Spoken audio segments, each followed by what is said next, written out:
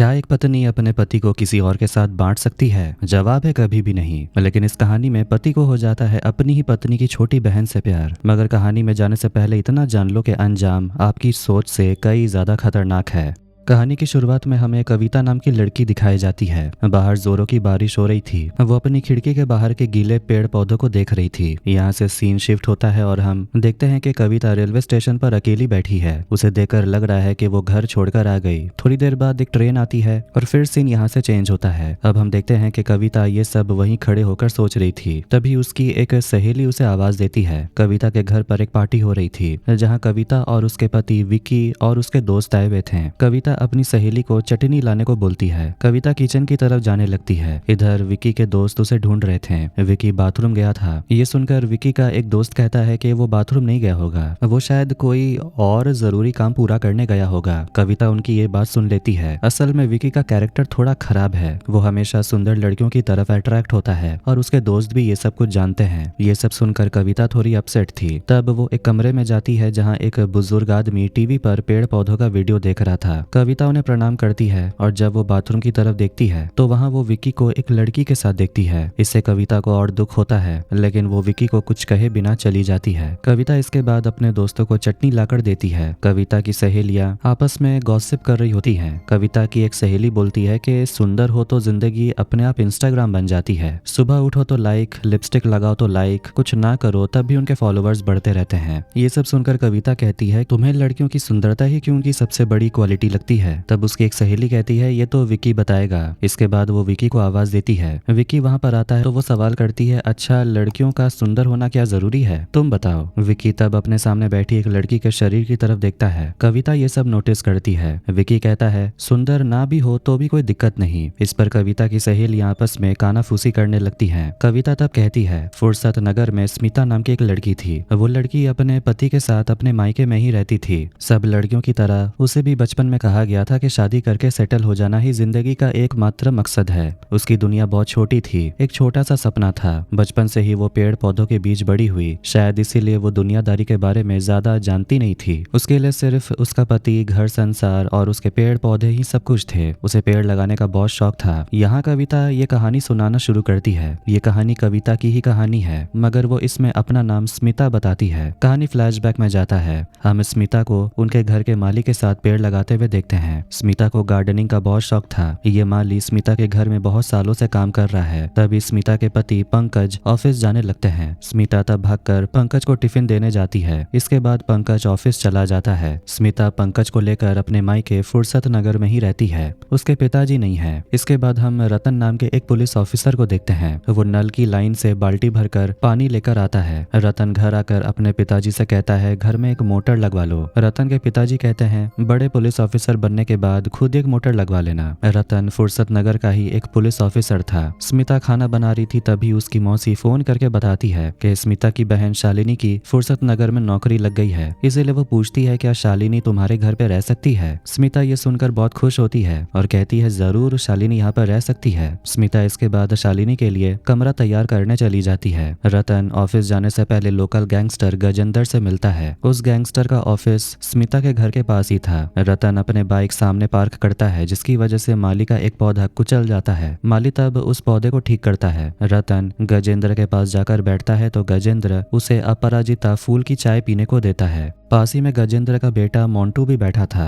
रतन गजेंद्र से पूछता है आपका माल पहुंच गया है। तब गजेंद्र अपने बेटे को हेडफोन पहनने को बोलता है। मोंटू तब अपने कान में हेडफोन लगा लेता है, लेकिन वो हेडफोन को डिस्कनेक्ट कर देता है जिसकी वजह से वो अपने पिता और रतन की सारी बातें सुन पाता है। और ये बात गजेंद्र या रतन कोई नहीं समझ पाता। रतन कहता है माल तो पहुंच गया, लेकिन बॉडी का क्या हुआ? गजेंद्र कहता है उसे भी मिट्टी के साथ मिला दूंगा। गजेंद्र एक बड़ा गैंगस्टर था। रतन ने गजेंद्र के साथ कई काम किया था, जिसके बदले गजेंद्र रतन को एक एनवलप देता है। एनवलप के अंदर काफी सारे पैसे थे। रतन मोंटू को एक पुलिस का बैज देता और कहता है तुमने पुलिस का बैज मांगा था ना, ये लो, ये तुम्हारे लिए है। रतन फिर जाने लगता है। तब गजेंद्र मोंटू से कहता है पुलिस की नौकरी करने से अच्छा है पुलिस को अपना नौकर बनाकर रखना। रतन के चले जाने के बाद गजेंद्र कहता है ऐसे करप्ट लोग अच्छा पैसा मिले तो अपने बाप को भी बेच सकते हैं। रात के समय हम देखते हैं कि पंकज एक बार में बैठकर जुआ खेल रहा था। तभी एक आदमी उसे बुलाकर गजेंद्र के पास ले आता है। पंकज पर गजेंद्र का 27,55,000 रुपए का कर्जा था।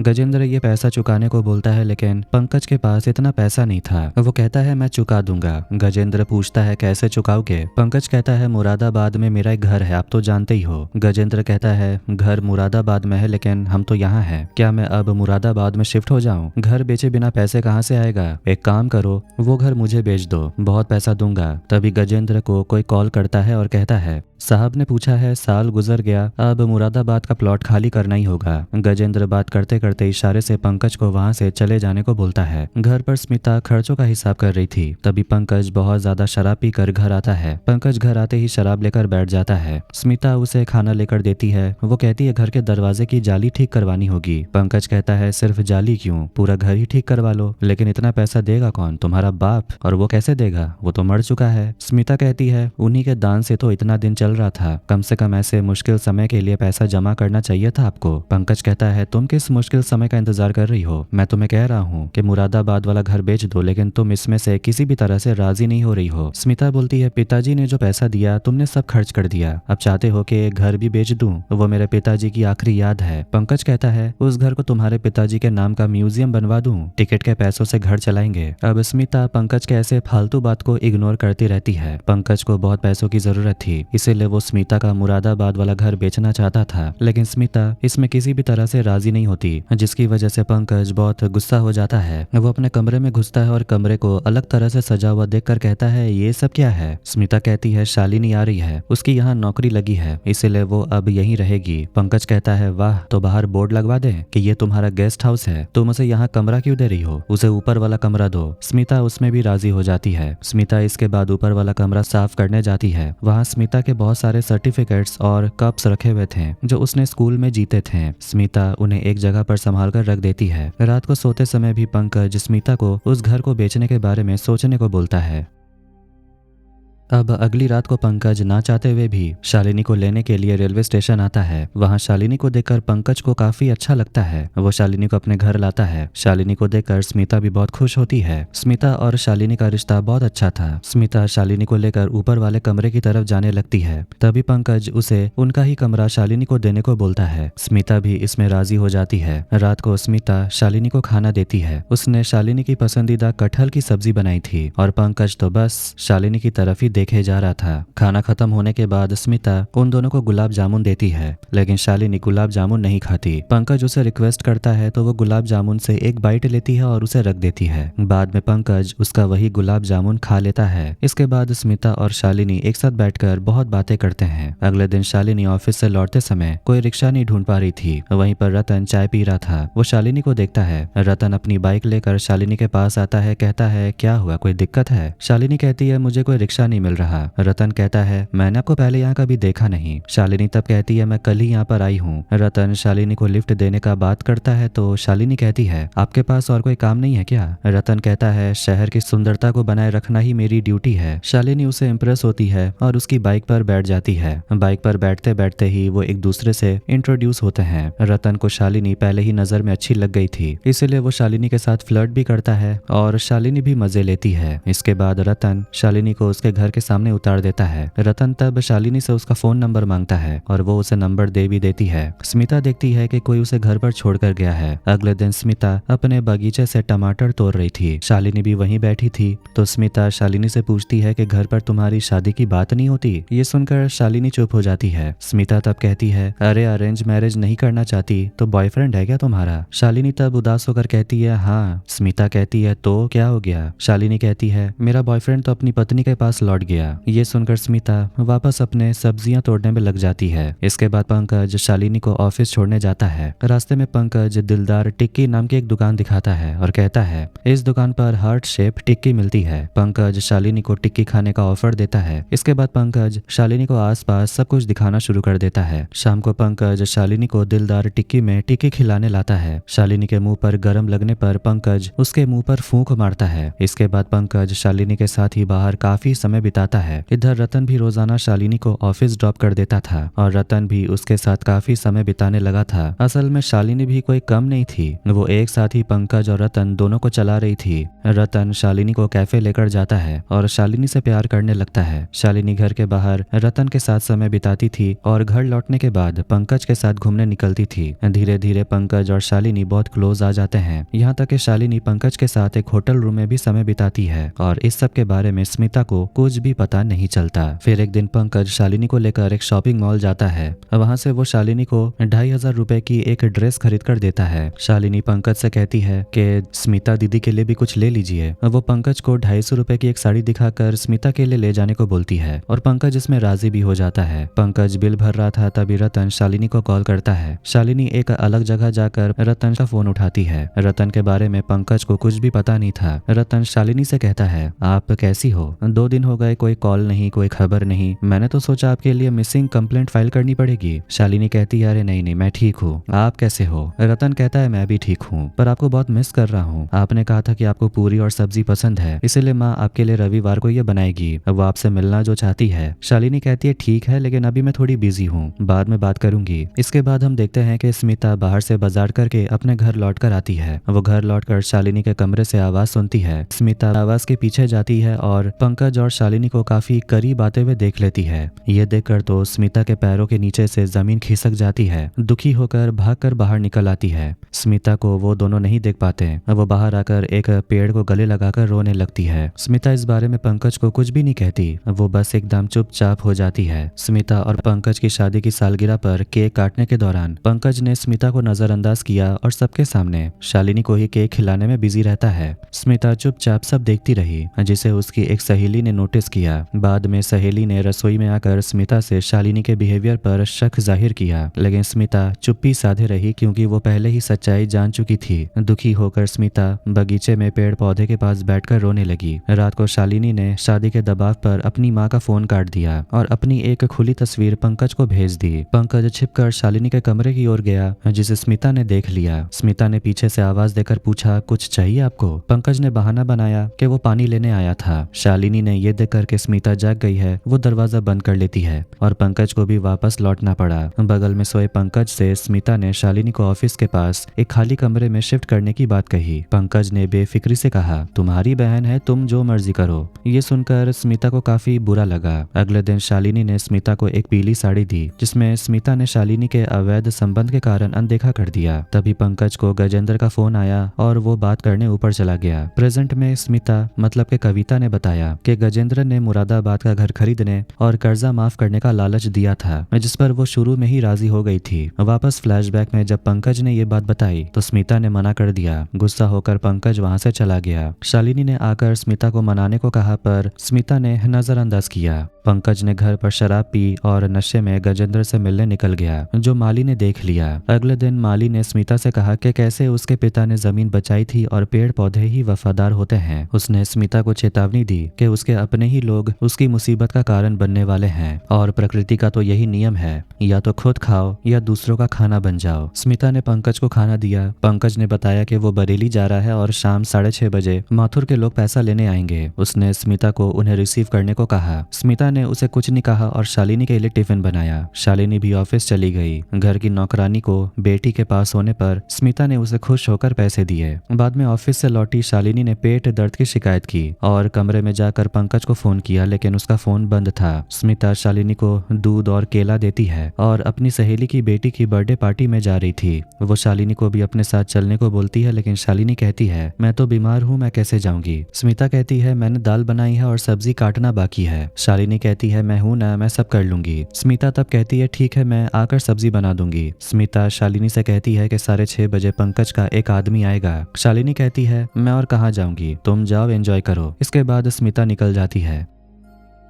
स्मिता घर से निकलती है तो पंकज उसे कॉल करता और पूछता है तुम कहाँ हो। स्मिता झूठ बोलती है मैं तो घर पर ही हूँ। इसके बाद स्मिता बर्थडे पार्टी में पहुंच जाती है। फिर हम रतन को देखते हैं। रतन अपने सीनियर ऑफिसर के साथ बैठकर बात कर रहा था। सामने ऑफिसर की बहन की शादी थी, इसीलिए वो रतन को इनवाइट करता है। वो शादी के बारे में बात कर ही रहे थे। उसी समय सीनियर ऑफिसर के फोन पर एक कॉल आता है। एक ही घर में एक साथ 2 मर्डर हुए हैं। ऑफिसर रतन को साथ लेकर तुरंत क्राइम स्पॉट पर चला जाता है। यहाँ हम देखते हैं कि पंकज और शालिनी के बॉडी पड़े हुए हैं। स्मिता तब घर पर नहीं थी। कौन या किसने घर के अंदर घुसकर उन दोनों को मार दिया, यही तो सवाल है। पुलिस सबसे पहले डेड बॉडीज को पोस्टमार्टम के लिए भेज देती है। इसके बाद पूरे घर को अच्छे से सर्च करती है। पहली नजर में पुलिस को लगता है कि कोई शायद चोरी करने आया था और उसने उन दोनों को मार दिया। रतन स्मिता को एक FIR की कॉपी पर साइन करवाता है। इसके बाद वो थाने लौट जाता है। थाने में बैठकर रतन एविडेंस के तौर पर लाए गए शालिनी के कानों के झुमके को ध्यान से देखता है। सीनियर ऑफिसर ये बात नोटिस करता है। ऑफिसर पूछता है क्या तुम लड़की को जानते हो? रतन कहता है अभी जानना शुरू ही किया था, जानने से पहले ही खत्म हो गई। ऑफिसर पूरे केस की जिम्मेदारी रतन को देकर छुट्टी पर चला जाता है क्योंकि उसकी बहन की शादी थी। रतन ऑफिसर को साफ साफ कह देता है कि वो केस संभाल लेगा। इसके बाद रतन अपने तरीके से इन्वेस्टिगेशन शुरू करता है। सबसे पहले वो गजेंद्र के पास जाता है। रतन गजेंद्र से पूछता है गीता कॉलोनी के डबल मर्डर की बात तो सुनी होगी। गजेंद्र कहता है मुझे क्यों बता रहे हो ये सब? रतन कहता है नहीं ऐसे ही कह रहा हूँ, तुम्हारे लिए चिंता हो रही है। अकेले अकेले इतने डबल मर्डर, ऊपर से केस को लेकर सीनियर का प्रेशर आ रहा है। तुम पर पंकज का 27,55,000 रुपए का कर्जा था, इसलिए मुझे चिंता हो रही है कि इन्वेस्टिगेशन शुरू हुई तो शक की सुई कहीं तुम्हारी तरफ ना चली जाए। गजेंद्र पूछता है और मेरी तरफ शक करेगा कौन? तुम? रतन कोई जवाब नहीं देता। गजेंद्र बताता है कि उसे पंकज के पैसों की कोई टेंशन नहीं थी। पंकज ने कहा था कि वो समय पर पैसे लौटा देगा। सिर्फ यही नहीं, पंकज ने गजेंद्र से स्मिता को खत्म करवा देने के लिए भी बोला था। पंकज के कहने पर गजेंद्र के लोग स्मिता को मारने गए थे लेकिन गलती से शालिनी को मार डाला। पंकज हैरान होकर पूछता है तो पंकज को किसने मारा? गजेंद्र कहता है वो मैं कैसे जानूं, अब तो मैं ही खुद चिंता में पड़ गया हूँ। पंकज मर गया, अब मेरा पैसा कौन लौटाएगा? इसके बाद गजेंद्र कहता है एक काम करो, तुम किसी तरह मुझे स्मिता के मुरादाबाद वाले घर के कागजात मैनेज करवा दो, बदले में मैं तुम्हें 20 लाख रुपए दूंगा।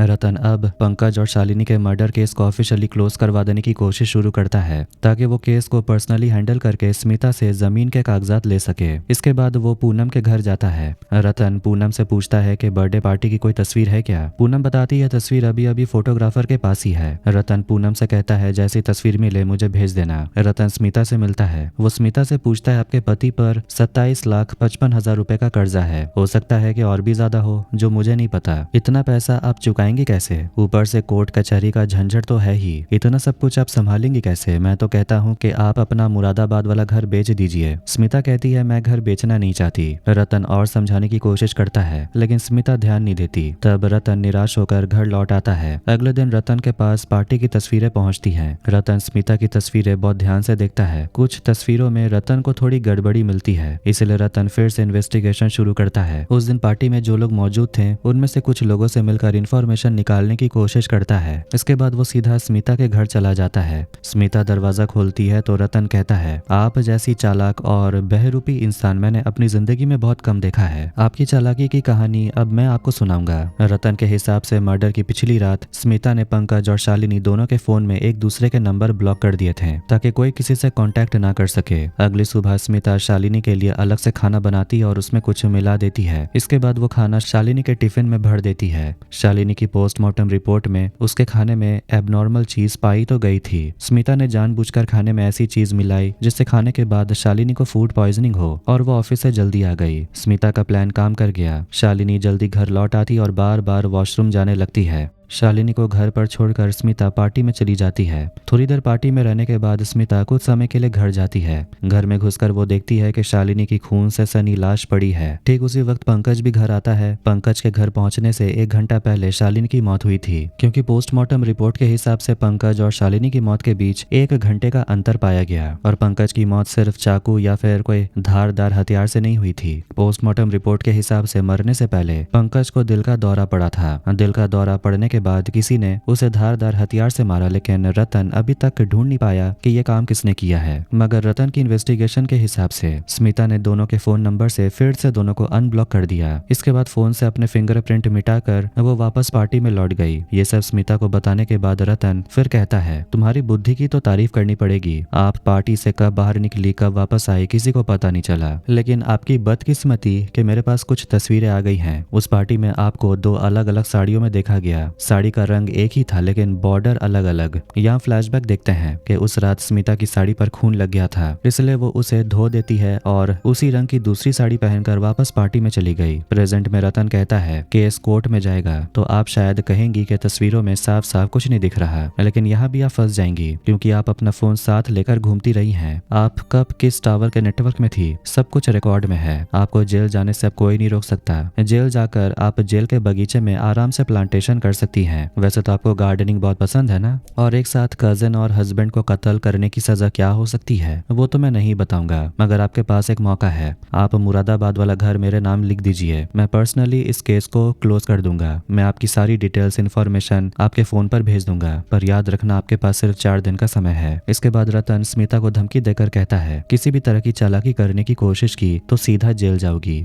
स्मिता चिंता में पड़ जाती है। खुद को बचाने के लिए आखिरकार वो रतन के नाम जमीन के कागजात तैयार करवाना शुरू कर देती है। जब स्मिता कोर्ट जाती है रतन भी उसका पीछा करता है। सारे कागजात तैयार होने के बाद घर रतन के हाथ में देने से पहले स्मिता उस घर के सभी नौकर को छुट्टी दे देती है। घर में अब स्मिता और माली के अलावा कोई नहीं होता। इसके बाद कागजात सौंपने का दिन आता है। रतन गजेंद्र से पैसे लेकर स्मिता के घर चला जाता है। स्मिता रतन को चाय पीने के लिए बोलती है। रतन कहता है मुझे क्या गधा समझा है, चाय में जरूर कुछ मिलाया होगा। स्मिता कोई जवाब नहीं देती। रतन घर के कागजात मांगता है। स्मिता उंगली के इशारों से कागजात दिखा देती है। रतन कागजात हाथ में लेकर सारे पेज पढ़कर देखता है। पेज पलटते समय कई बार अपने मुंह पर ही हाथ लगाता है। कागजात देखना खत्म करके रतन स्मिता से कहता है सब ठीक है, पर आपके साथ डील खत्म होने से पहले आप मेरा एक कंफ्यूजन दूर कीजिए। आप कैसे जान गई कि पंकज गजेंद्र के साथ मिलकर आपको मारने का प्लान बना रहा था, और आपने पंकज को कैसे मारा? इन दोनों सवालों के जवाब मिलते ही मेरा केस सॉल्व हो जाएगा। स्मिता कोई जवाब नहीं देती।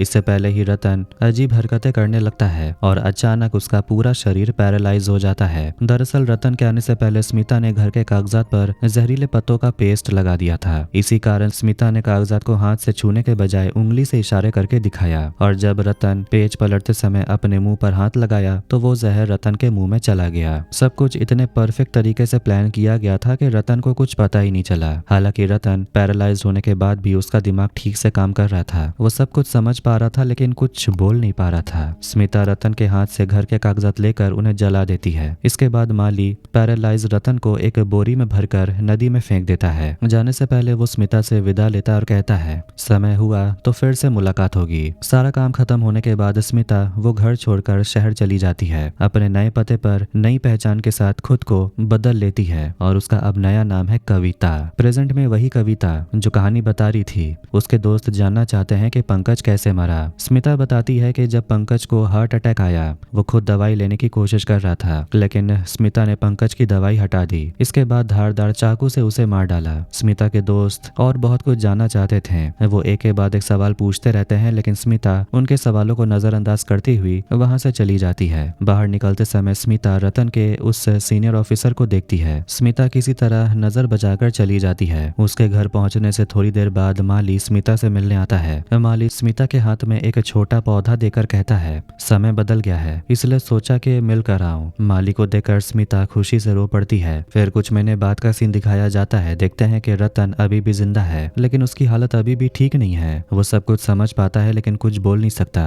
उसका हॉस्पिटल में ट्रीटमेंट चलता है। उसके इलाज का इंतजाम सीनियर ऑफिसर ने किया है। वो रतन से मिलने आते हैं। रतन उससे कुछ बताने की कोशिश करता है, पर ऑफिसर उसके इशारे समझ नहीं पाता। रतन लाखों कोशिशों के बाद भी किसी को कुछ समझा नहीं पाता। ऐसे ही उसकी जिंदगी कटती रहती है। शायद एक दिन वो ठीक हो जाएगा और उस दिन शायद स्मिता को वो बेनकाब कर पाएगा, लेकिन तब तक इंतजार न करते हुए कहानी यहीं पर एंड हो जाती है। तो आपको ये वीडियो कैसा लगा कमेंट करके जरूर बताएं। वीडियो पसंद आया तो वीडियो को लाइक कर दे, चैनल को भी सब्सक्राइब कर दें। मिलते हैं नेक्स्ट वीडियो में। Take care.